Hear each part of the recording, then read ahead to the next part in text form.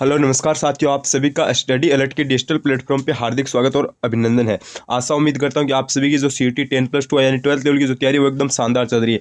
थोड़ा सा मैं आपको बताता हूं, आपकी जो सीटी 12th लेवल है उसमें आपके 18,63,000 फॉर्म भर चुके हैं, यानी सबसे बड़ी परीक्षा वाली आपकी ये परीक्षा होने वाली है। जो पशु परिचर की भर्ती थी उसमें भी इतने फॉर्म नहीं भरे गए थे, ग्रेजुएशन लेवल में भी नहीं थे इतने फॉर्म, और पिछली बार की सीटी में भी नहीं थे। यानी सबसे ज़्यादा आपके फॉर्म भरे गए हैं, 18,63,000 आपके फॉर्म भरे गए हैं। तो आपको अब घबराना नहीं है, अपनी तैयारी एकदम अच्छी रखनी है। और इसमें आगे आपकी राजस्थान पुलिस और आईएलडीसी वन रक्षक ये सभी बड़ी भर्तियां ये आपकी आने वाली है। तो इस बीच में मैं आपकी सीटी के लिए आपकी इंपॉर्टेंट क्लास ये लेकर आ गया हूँ। आप सभी को पता है स्टडी अलर्ट पे आपकी रेगुलर मैराथन और इंपॉर्टेंट क्लास चल रही है। एक बार फिर से मैं आपके बीच में इंपॉर्टेंट क्लास लेकर आया हूँ। लगभग 30 मिनट की क्लास होगी, एकदम अच्छे से देख लेना। मैं ये नहीं बोलूंगा कि वीडियो को लाइक करो, वीडियो को शेयर करो, लेकिन क्लास को एकदम अच्छे से देख लेना। और अंत में आप कमेंट करके बोलोगे कि सर जी क्लास में मजा आ गया। और सेकंड बार रहती है कि अगर आप न्यू स्टूडेंट हो या फिर आप चैनल पर पहली बार विजिट करो तो सबसे पहले प्राथमिकता आपकी चैनल के सब्सक्राइब करने की। अगर आपने चैनल को अभी तक सब्सक्राइब नहीं किया तो सबसे पहले सब्सक्राइब कर लीजिए, जिससे क्या होगा कि हमारी न्यू क्लास आएगी तो आपको सबसे पहले पता चल जाएगा। तो चलिए क्लास को स्टार्ट कर लेते हैं, ज्यादा कुछ देरी नहीं करेंगे।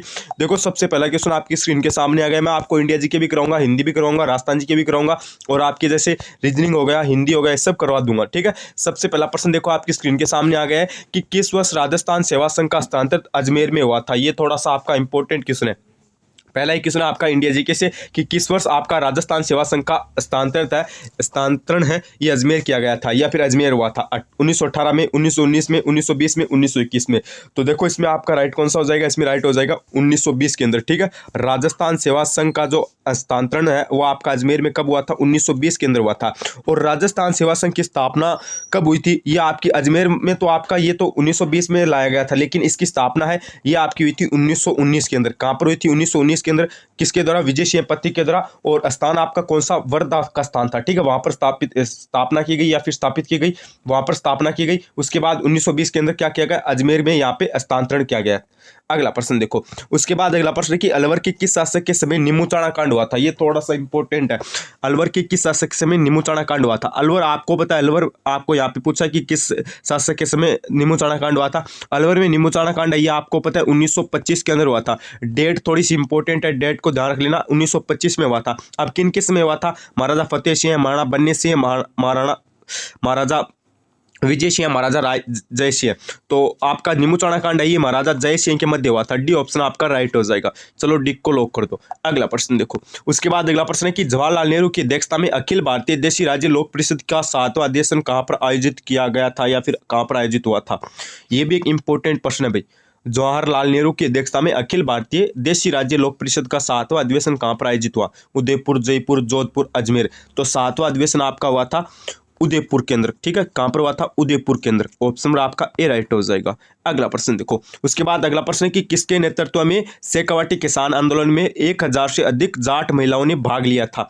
आपको पता है किस जो आपका शेखावाटी किसान आंदोलन है ये जाट जाति से संबंधित है। यहाँ पर किसान आंदोलन हुआ था तो यहाँ पे 10,000 से अधिक जाट महिलाओं ने भाग लिया था। ये किसके नेतृत्व में लिया था, उत्तमा देवी के, किशोरी देवी के, राम देवी के या फिर दुर्गा देवी शर्मा के। तो इसमें आपका ऑप्शन कौन सा हो जाएगा, बी हो जाएगा। किशोरी देवी के नेतृत्व में क्या किया था, शेखावाटी में किसान आंदोलन में महिलाओं ने भाग लिया था, लगभग 10,000 महिलाओं ने।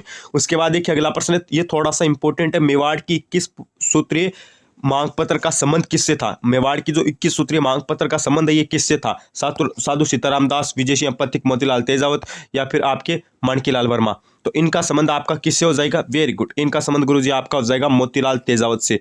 किनसे हो जाएगा, 21 सूत्रीय मांग पत्र का संबंध मोतीलाल तेजावत से हो जाएगा। अगला क्वेश्चन देखो, उसके बाद अगला प्रश्न आपका क्या दे रखा है कि मौलवी लियाकत अली ने जिन्होंने 1857 के विद्रोह के या फिर स्वतंत्रता के संग्राम के दौरान महत्वपूर्ण भूमिका निभाई थी, निम्नलिखित में से किस शहर से है वो संबंधित।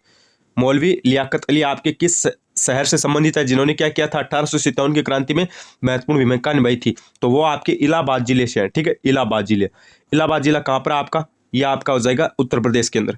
उसके बाद अगला प्रश्न देखिए आपका थोड़ा सा इंपॉर्टेंट है। प्रश्न को देखिए, आरजी भंडारकर और आत्माराम निम्नलिखित में से किस संस्था से संबंध थे। आत्माराम और आरजी आपके भंडारकर थे, वो किस संस्था से संबंधित थे, ये बात प्रश्न पूछी गई है। तो इसमें आपके हो जाएंगे प्रार्थना सभा से संबंधित थे। थोड़ा सा इंडिया जीके से इंपॉर्टेंट प्रश्न है। उसके बाद अगला प्रश्न देखो, थोड़ा सा आपका राजस्थान जीके का है कि राजस्थान की किस रियासत और राजस्थान की किस रियासत और विशेष रूप से कौन कौन से शासक ब्लू पोल्ट्री को संरक्षण दिया था? बताओ भाई। अब ब्लू पोल्ट्री का संरक्षण है ये कौन सी रियासत और कौन से शासक ने दिया था?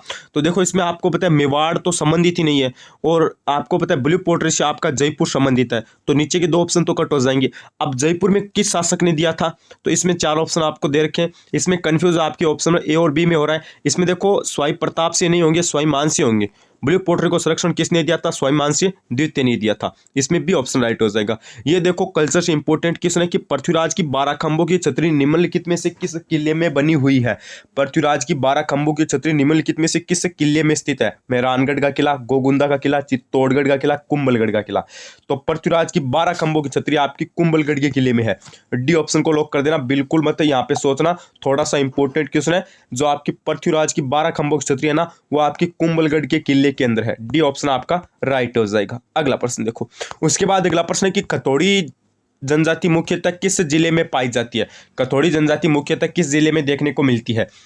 डूंगरपुर, बांसवाड़ा, उदयपुर, कोटा। तो खथोड़ी आपकी मिलती है गुरुजी उदयपुर की साइड। कहां पर मिलती है? उदयपुर की साइड देखने को मिलती है। एक आपकी जाति आती है डामोर। कौन सी जाति आती है? डामोर। डामोर आपकी कहां पर देखने को मिलती है? डूंगरपुर क्षेत्र में। एक आपकी जाति आती है सहरिया। कौन सी आती है? सहरिया आती है। तो सहरिया आपकी कहां पर देखने को मिलती है? बारां डिस्ट्रिक्ट के अंदर।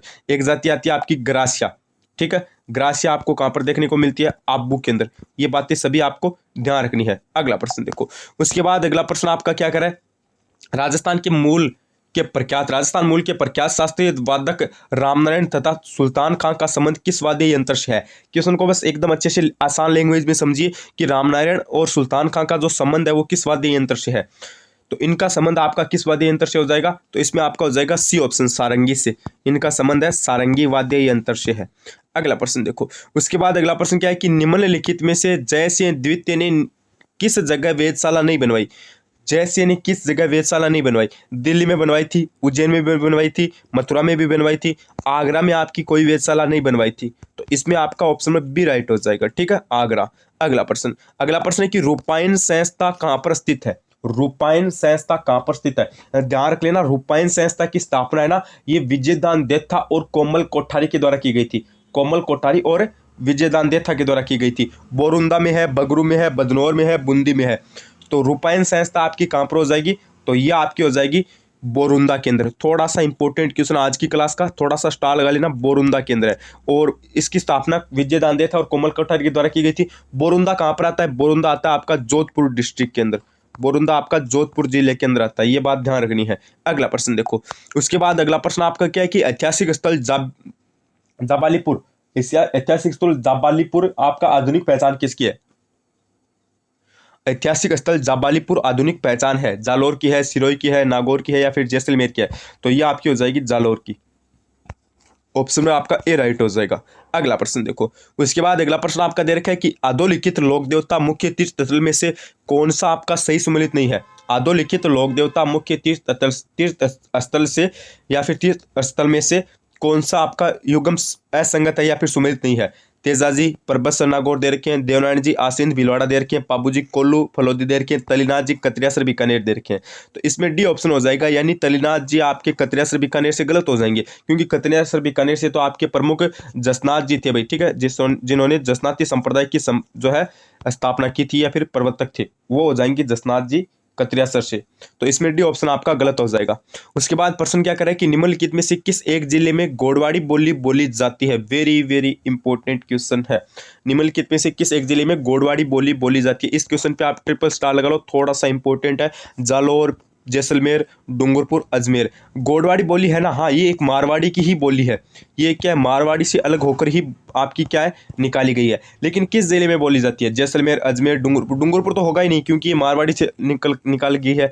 तो इसमें क्या होगा? इसमें आपका होगा जालोर भाई। ठीक है, आपकी गोडवाड़ी बोली है, ये मुख्य रूप से जालोर के क्षेत्र में बोली जाती है। ऑप्शन में आपका ए राइट हो जाएगा।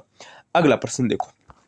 उसके बाद अगला प्रश्न है कि कलाओं के प्रोत्साहन के लिए 1857 ईस्वी में क्वेश्चन को ध्यान से पढ़ना। कलाओं के प्रोत्साहन के लिए 1857 ईस्वी में Maharaja school of arts and crafts की स्थापना है, ये किसने की थी? महाराजा स्कूल ऑफ आर्ट्स की स्थापना पूछिए किसने की थी? तो इसमें आपके हो जाएंगे स्वयराम से द्वितीय ने की थी। बी ऑप्शन को लॉक कर देना। अगला प्रश्न देखो। उसके बाद अगला कल्चर से इंपॉर्टेंट क्वेश्चन है कि राजस्थान की किस चित्रकला शैली में या फिर किस चित्र शैली में नारियों को शिकार करते हुए दर्शाया गया है। नारियों को शिकार करते हुए कौन सी में दर्शाया गया है। ये मैंने कल की क्लास में आपको बताया था कि शिकार के दृश्य आपको एक ही चित्रकला शैली में देखने को मिलते हैं, और वो आपकी चित्रकला शैली कौन सी है, कोट्टा शैली वाली है। ठीक है, और कोट्टा शैली किसका उपभाग है, तो ये आपका हो जाएगा हाड़ौती शैली का। ये किसका भाग हो जाएगा, आपका हाड़ौती शैली का हो जाएगा। तो इसमें आपका ऑप्शन सी राइट हो जाएगा। अगला प्रश्न देखो। उसके बाद अगला प्रश्न आपका क्या दे रखा है, यह प्रश्न देखिए, निम्न में से किसे भूदान और कूपदान कार्यक्रम में उनकी सक्रिय भागीदारी के कारण भारत सरकार ने 1956 में पद्म विभूषण से सम्मानित किया था। ये बताओ भाई, ये थोड़ा सा इंपॉर्टेंट आपका प्रश्न क्या करे, निम्न में से किसे भूदान और कूपदान कार्यक्रमों में उनकी सक्रिय भागीदारी के कारण भारत सरकार ने 1956 में पद्म विभूषण से सम्मानित किया था। रतन शास्त्री को, रतन शास्त्री के बारे में मैंने आपको बताया था, वनस्थली विद्यापीठ से संबंधित है, और अंजना देवी चौधरी, जानकी देवी बजाज या फिर नारायणी देवी वर्मा। तो इसमें आपके ऑप्शन सी हो जाएगा जानकी देवी बजाज। सी ऑप्शन को लॉक कर दो। अगला प्रश्न देखो। उसके बाद अगला प्रश्न है कि बूंदी स्थित रंग महल जो सुंदर भित्ति चित्रों से सुजीता या फिर जाना जाता है, ये किसने बनवाया था। ये थोड़ा सा इंपॉर्टेंट है।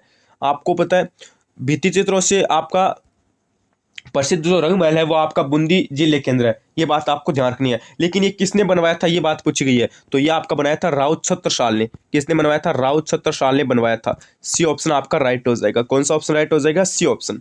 उसके बाद देखिए आपका अगला प्रश्न क्या कह रहा है। उसके बाद अगला प्रश्न कह रहा है कि साहित्य एवं साहित्यकार के युगों में कौन सा असुमिलित है, यानी कौन सा आपका सुमिलित नहीं है, वो बताना है। तो इसमें देखो आपको पता है असंगत छांटी राज प्रकाश किशोरदास सही हो जाएगा, पब्बू प्रकाश मोरजियो सही हो जाएगा, अमरसार ये सही हो जाएंगे, राजवल्लभ आपके यहाँ पे महाराणा कुंभा का नहीं होगा। ठीक है, राजवल्लभ आपका महाराणा कुंभा का नहीं होगा, मंडन का होगा। तो इसमें आपका डी ऑप्शन है ना, ये राइट हो जाएगा। अगला क्वेश्चन। उसके बाद यहाँ पे अगला प्रश्न देखिए, ये थोड़ा सा इंपॉर्टेंट है। अंतर्राष्ट्रीय स्तर पर ख्याति प्राप्त जानकीलाल भांड का संबंध किस लोकनाट्य से है। ये वेरी वेरी इंपॉर्टेंट क्वेश्चन है। जानकीलाल भांड का आपका संबंध किस लोकनाट्य से है। रमत से नहीं होगा, नौटंकी से भी नहीं होगा, ख्याल से भी नहीं होगा, तो ये स्वांग से हो जाएंगे। किस हो जाएंगे, स्वांग से हो जाएंगे। बी ऑप्शन आप लॉक कर देना। चलो बी ऑप्शन राइट हो जाएगा। उसके बाद देखिए अगला प्रश्न क्या कह रहा है कि ग्राह्य जनजाति में मोर बंदिया रीति रिवाज किस अवसर से जुड़ा हुआ है। मैंने आपको ग्रेजुएट लेवल में पढ़ाया शायद, ग्राह्य जनजाति के 3 मुख्य विवाह पढ़ाए थे। 3 मुख्य विवाह पढ़ाए थे कि ये 3 मुख्य विवाह ये आपके किस में प्रचलित है, ये ग्राह्य जनजाति में प्रचलित है। तो वहीं से क्वेश्चन को उठाया गया है। प्रश्न क्या कह रहा है कि ग्राह्य जनजाति में मोर बंदिया रीति रिवाज है, ये किस अवसर से संबंधित है। जो मोर बंदिया था ना, वो ग्राह्य का एक विवाह था। ठीक है, ग्राह्य के 3 प्रचलित विवाह थे, उसमें से एक का नाम था मोर बंदिया। तो ये किससे संबंधित हो जाएगा, ये रीति रिवाज ये आपका विवाह से संबंधित हो जाएगा। बी ऑप्शन को आप लॉक कर दो भाई। अगला प्रश्न देखो।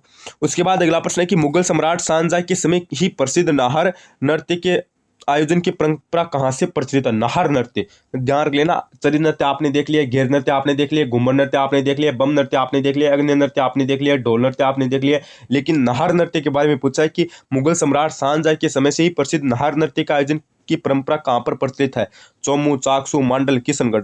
तो यह आपकी कहाँ पर है, तो यह आपकी मांडल के अंदर है। नाहर नृत्य की परंपरा आपके कहाँ पर है, मांडल के अंदर है।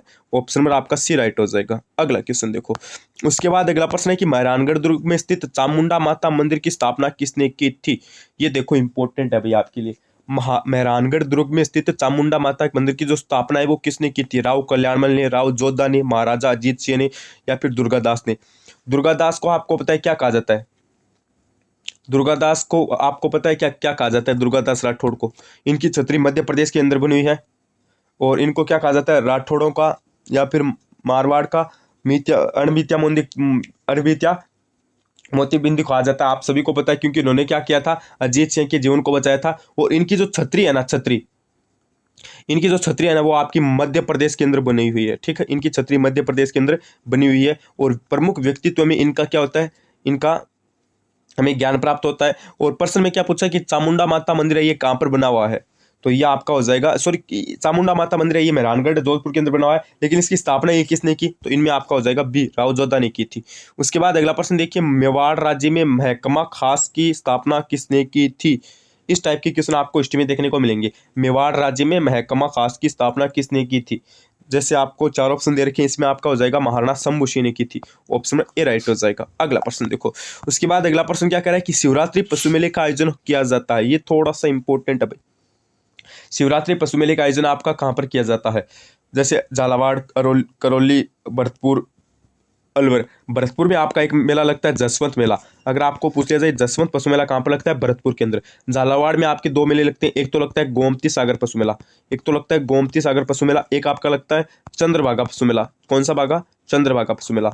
और ये दोनों मेले झालावाड़ में लगते हैं। चंद्रभागा पशु मेला ये कार्तिक महीने में लगता है। कब लगता है? कार्तिक महीने में लगता है।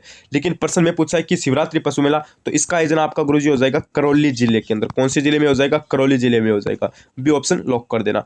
उसके बाद देखिए कला संस्कृति से एक और इंपॉर्टेंट क्वेश्चन आ गए हैं कि निम्नलिखित में से कौन सा युग्म आपका सही सुमेलित नहीं है? तो इसमें देखो मैं आपको बताता हूँ कौन सा नहीं है। जैसे आपको पता है भाई उपछठ का त्योहार है, ये भाद्रपद कृष्ण पक्ष में मनाया जाता है। गणगौर का त्योहार आपका चैत्र शुक्ल तृतीया को मनाया जाता है। फूलडोल आपको पता है चैत्र कृष्ण को मनाया जाता है। गुड़ला का त्योहार आपका सावन शुक्ल तृतीया को नहीं होगा, यानी ये क्या हो जाएगा? ये असुमेलित हो जाएगा। अगला प्रश्न देखो।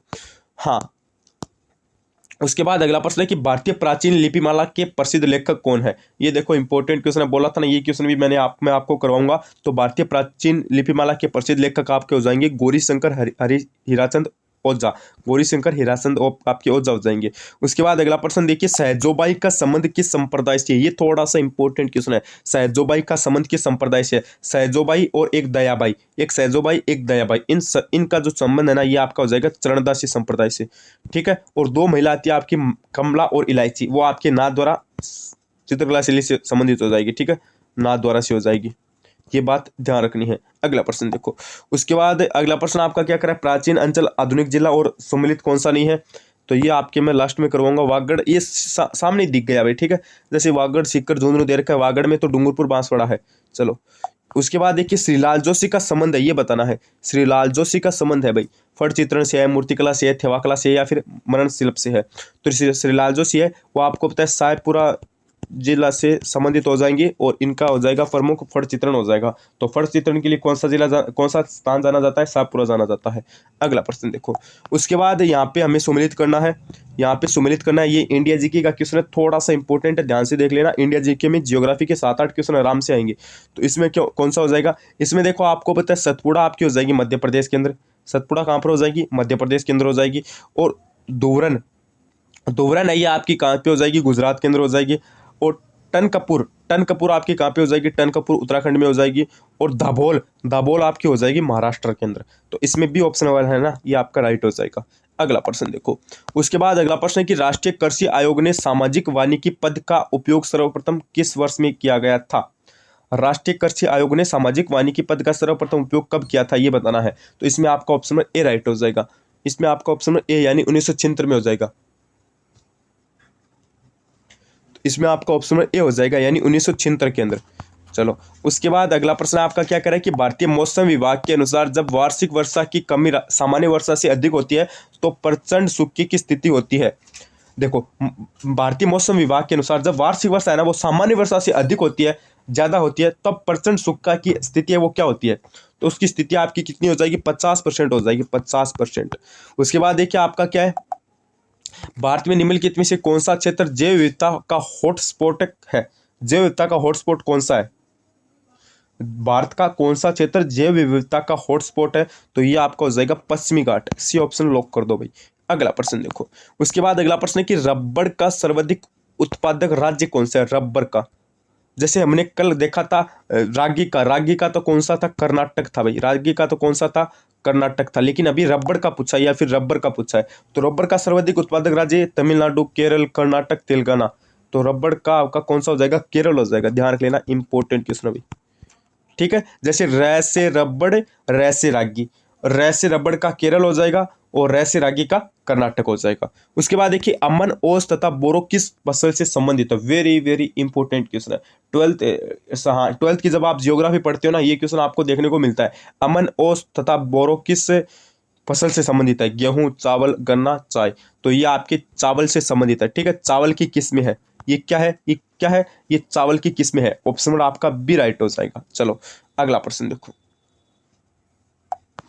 ठीक है, ये देखो अगला प्रश्न क्या करा है? बेरम तथा नारकोंडम भारत में नदियां हैं, भारत में ज्वालामुखी है, भारत में कृषि का प्रकार है या फिर भारत में वनस्पति का प्रकार है? तो बेरम तथा नारकोंडम है ये आपका क्या है? तो ये आपकी हो जाएंगी गुरुजी क्या, भारत में ज्वालामुखी हो जाएगी। ऑप्शन बी आपका राइट हो जाएगा। इंडिया जी की वेरी वेरी इंपॉर्टेंट आपके लिए। उसके बाद देखिए मेघालय पठार का सर्वोच्च बिंदु शिखर कौन सा है, मेघालय पठार का सबसे ऊंचा शिखर कौन सा है, तो इसमें आपका कौन सा हो जाएगा, शिलांग। कौन सा हो जाएगा, शिलांग। ऑप्शन में डी हो जाएगा, जिसको बोलते हैं शिलोंग। डी ऑप्शन लॉक कर दो भाई। उसके बाद देखिए अगला प्रश्न है कि भारत में सबसे छोटा लंबाई में, सबसे छोटा लंबाई में बोला है, भारत में सबसे छोटा लंबाई में राष्ट्रीय राजमार्ग कौन सा है, भारत में सबसे छोटा लंबाई में राष्ट्रीय राजमार्ग कौन सा है, ये बताना है भाई। तो इसमें आपका कौन सा हो जाएगा, NH 548, NH 548, डी ऑप्शन को आप लॉक कर देना। उसके बाद अगला प्रश्न देखिए आपका क्या करा है कि निम्नलिखित में से कौन सी नदी रिफ्ट घाटी में बहती है, रिफ्ट घाटी में कौन सी नदी बहती है ये बताना है। तो इसमें आपका हो जाएगा नर्मदा। कौन सी हो जाएगी, नर्मदा हो जाएगी। ऑप्शन 1 को लॉक कर देना। चलो ए ऑप्शन को लॉक कर देते हैं, वेरी गुड। अगला प्रश्न अभी देखिए आपके राजस्थान जीके के राजस्थान भूगोल के क्वेश्चन है, ये थोड़ा सी मैं करवा देता हूँ। राजस्थान भूगोल का कोई भी एग्जाम देख लो, हर में वेटेज ज्यादा रहता है, इतिहास कला संस्कृति की तुलना में भूगोल का ज्यादा वेटेज रहता है। तो प्रश्न क्या कह रहा है कि कोपेन की जलवायु वर्गीकरण के अनुसार राजस्थान के किन जिलों में स्टेपी जलवायु पाई जाती है, स्टेपी जलवायु राजस्थान के किन जिलों में पाई जाती है, तो ये आपकी बाड़मेर, जालौर और जोधपुर में पाई जाती है, बाड़मेर, जालौर, जोधपुर में पाई जाती है। सी ऑप्शन को लॉक कर देना। उसके बाद अगला प्रश्न आपका देखिए क्या कह रहा है, उसके बाद प्रश्न कह रहा है कि श्यामपुरा और भाट नहरें संबंधित है, श्यामपुरा और भाट नहरें संबंधित है, कौन सी झील से संबंधित है, जैसे जयसमंद, माही, कोटा बैराज, नर्मदा नहर, तो ये आपकी हो जाएगी जयसमंद झील से संबंधित। ठीक है, किससे संबंधित हो जाएगी, जयसमंद झील से संबंधित हो जाएगी। क्या संबंधित हो जाएगी, श्यामपुरा और भाट नहरें। उसके बाद अगला प्रश्न है कि राजस्थान के किस जिले में जिप्सी फेर्स मृदा मिलती है, जिप्सी फेर्स मृदा, जिप्सी फेर्स मृदा किस जिले में मिलती है भाई, अरे जिप्सम का सर्वाधिक उत्पादन कहाँ पर होता है, वहीं पर ये जिप्सी फेर्स मृदा मिलती है, तो ये गुरुजी आपकी बीकानेर जिले के अंदर मिलती है। कौन से जिले में मिलती है, बीकानेर जिले में मिलती है। उसके बाद अगला प्रश्न देखिए टोंक जिले की जनकपुरा और कैलाशपुरा खानी किस खनन के लिए या फिर किस खनन के उत्पादन के लिए जानी जाती है, तो यह आपकी किसके लिए जानी जाती है, गार्नेट के लिए जानी जाती है। किसके लिए जानी जाती है, अरे गार्नेट के लिए जानी जाती है। अगला प्रश्न, उसके बाद अगला प्रश्न है कि पूर्वी पश्चिम गलियारा राजस्थान के निम्नलिखित में से किस जिले से नहीं गुजरता, पूर्वी पश्चिम गलियारा आपके राजस्थान के किस जिले से नहीं गुजरता, तो यह आपका झालावाड़ से नहीं गुजरता है, कोटा, बूंदी, बारा, इन तीनों से गुजरता है, और किंतु परंतु जो हाड़ौती का एक क्षेत्र है झालावाड़ जिला है वहां से नहीं गुजरता है। उसके बाद देखिए राजस्थान का कौन सा जिला औसत वार्षिक वर्षा का मात्रा सर्वाधिक प्राप्त करता है, सर्वाधिक देखो आपको पता है कौन सा जिला प्राप्त करता है, जिला पूछा है तो जिला आपका झालावाड़ करता है। ठीक है, जिला आपका झालावाड़ करता है। और क्षेत्र पूछा जाए तो क्षेत्र आपका सिरोही का माउंट आबू हो जाएगा, सिरोही का कौन सा आबू हो जाएगा, माउंट आबू हो जाएगा। चलो अगला प्रश्न देखो।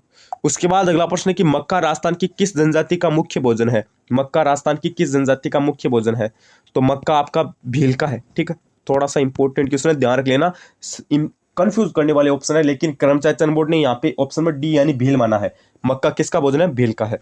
उसके बाद देखिए अगला प्रश्न क्या है, हाँ मुख्य रूप से है। उसके बाद अगला प्रश्न क्या है कि निम्नलिखित जिलों को उत्तर से दक्षिण की ओर सही क्रम में सजाओ, तो सही क्रम में बताना है। तो इसमें देखो मैं बताऊं ना, तो इसमें ना आप सभी को पता है सबसे पहले उत्तर में कौन सा है भाई, सबसे पहले उत्तर में तो गुरुजी आपका श्री गंगानगर है। कौन सा है रे, श्री गंगानगर है। ठीक है, श्री गंगानगर है। चलो उसके बाद कौन सा है रे, उसके बाद गुरुजी बीकानेर है। ठीक है, उसके बाद आपका कौन सा है, जोधपुर है। चलो, और उसके बाद आपका कौन सा है, जालौर है। इस हिसाब से आपका ये उत्तर से किस क्रम में है, दक्षिण क्रम में है। चलो ऑप्शन सी राइट हो जाएगा। अगला क्वेश्चन देखो। उसके बाद अगला प्रश्न आपका दे रखा है निम्नलिखित में से कौन सा संरक्षित क्षेत्र झुंझुनू जिले में विस्तृत नहीं है। अब झुंझुनू जिले में कौन सा विस्तृत नहीं है, तो ये आपका कौन सा नहीं है, तो इसमें आपका हो जाएगा गोगेलाव, गोगेलाव आपका नहीं है, साकमरी माता, भीड़ और मनसा माता ये सभी है, गोगेलाव आपका नहीं है। उसके बाद देखिए राजस्थान की बांकापट्टी किस समस्या से ग्रसित है, राजस्थान में बांकापट्टी किस समस्या से ग्रसित है, तो ये आपकी फ्लोराइड से हो जाएगी। चूना पत्थर की नहीं है और सुक्का अकाल की भी नहीं है, वायु प्रदूषण की भी नहीं है, फ्लोराइड की हो जाएगी। अगला प्रश्न देखो। उसके बाद वापस आपका ज्योग्राफी का क्वेश्चन है, क्योंकि मैं बोलता हूं ना ज्योग्राफी आपकी थोड़ी सी ज्यादा पूछी जाती है। प्रश्न क्या करे कि निम्नलिखित में से कौन सी फसल राजस्थान में जायद के मौसम में उत्पादित नहीं की जाती है, तो इसमें देखो कौन सी फसल नहीं की जाती है, तरबूज की जाती है, खरबूजा भी की जाती है, ककड़ी भी की जाती है, सोयाबीन कोई जायद की फसल में उत्पादित की जाती है क्या, मुझे बताओ। सोयाबीन, सोयाबीन तो आपको पता है कब की जाती है, मुझे बताओ। ये आपकी जायद में नहीं होगी, डी ऑप्शन आपका राइट हो जाएगा। उसके बाद देखिए अगला प्रश्न क्या है कि कौन सा कथन असत्य है, असत्य कथन की पहचान करनी है। देखो भाई, शुष्क खेती पश्चिमी राजस्थान में प्रचलित है, सही है। राजस्थान में झूमिंग खेती को वादरा कहती है, एकदम सही बात है। राजस्थान में आर्द्र खेती दक्षिणी पूर्वी भाग में की जाती है, ये भी सही बात है। राजस्थान को 14 कृषि जलवायु प्रदेशों में बांटा गया, गलत है। राजस्थान को 10 कृषि जलवायु प्रदेशों में बांटा गया है। चलो अगला प्रश्न देखते हैं।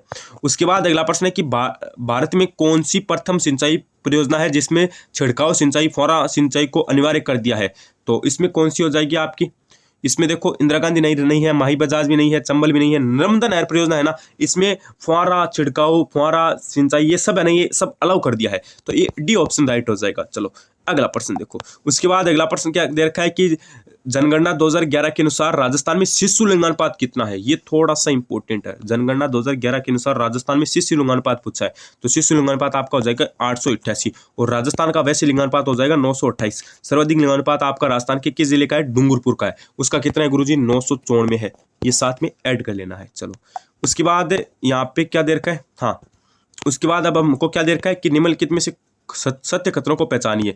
जैसे देखिए पहला क्या करें कि इसका अरावली पर्वतमाला के संबंध में निम्नलिखित में से कौन सा तथ्य सत्य है? इसका निर्माण कैम्ब्रियन युग में हुआ था, एक ये दे रखा है। उसके बाद वर्तमान में ये अवशिष्ट पर्वत के रूप में है। और तीसरा है कि ये मुख्यतः आग्नेय चट्टानों से निर्मित है। और चौथा है कि ये दक्षिण पश्चिम से उत्तर पूर्व दिशा में विस्तृत है। तो सत्य कथन कौन से वो बताना है। सत्य कथन आपके 2 और 4 हो जाएंगे। एक तो ये है कि जैसे वर्तमान में ये अवशिष्ट पर्वत के रूप में है, ये एकदम सही बात है। ये दक्षिण पश्चिम से यानी ये आपका दक्षिण पश्चिम वाला एरिया हो गया, दक्षिण पश्चिम से उत्तर पूर्व दिशा की ओर विस्तृत है। ये 2 कथन आपके क्या हो जाएंगे? सत्य हो जाएंगे। और बाकी तो आप सभी को पता है गलत है। तो ये तो आज के हमारे कुछ इंपॉर्टेंट क्वेश्चन थे। लगभग आपकी 27-28 मिनट की क्लास हुई है। क्लास आप मुझे बताना कमेंट करके कैसी लगी। और जो न्यू स्टूडेंट है उन सभी से मेरा एक ही निवेदन है कि सबसे पहले आप चैनल को सब्सक्राइब कर लीजिए भाई, ठीक है। जितने विद्यार्थी हो सारे चैनल को सब्सक्राइब कर लो, जिससे क्या होगा कि हमारी न्यू क्लास आएगी तो आपको सबसे पहले पता चल जाएगा। और इस चैनल पर आपको CET 10+2 यानी 12th लेवल से आपके एग्जाम से रिगार्डिंग जितनी भी इंपॉर्टेंट मैराथन क्लासेज है, Hindi, reasoning, math, science, computer, Rajasthan G K, India जी के, सब प्रोवाइड करवाई जाएगी। बस आप मेरे कहने पर एक बार चैनल को सब्सक्राइब जरूर कर लेना। और आज की इस क्लास को समाप्त करते हैं। क्लास कैसी लगी कमेंट करके जरूर बताना। और आशा उम्मीद करता हूं कि आप सभी की CET की एकदम अच्छी तैयारी चल रही है, क्योंकि आगे आपकी LDC और वनरक्षक और राजस्थान पुलिस की सबसे बड़ी भर्तियां आएंगी, उनमें आपको शामिल होना है। तो इस बार आपको CET पास करके रहना है। लगभग 18 लाख फॉर्म भरे गए हैं, 18 नहीं 19 लाख के समथिंग फॉर्म है। आपको अपनी सिलेक्शन लेना है, आपको अपनी अच्छी तैयारी करनी है भाई। तो बने रहिए चैनल के साथ। Like, subscribe, study alert. धन्यवाद, थैंक यू।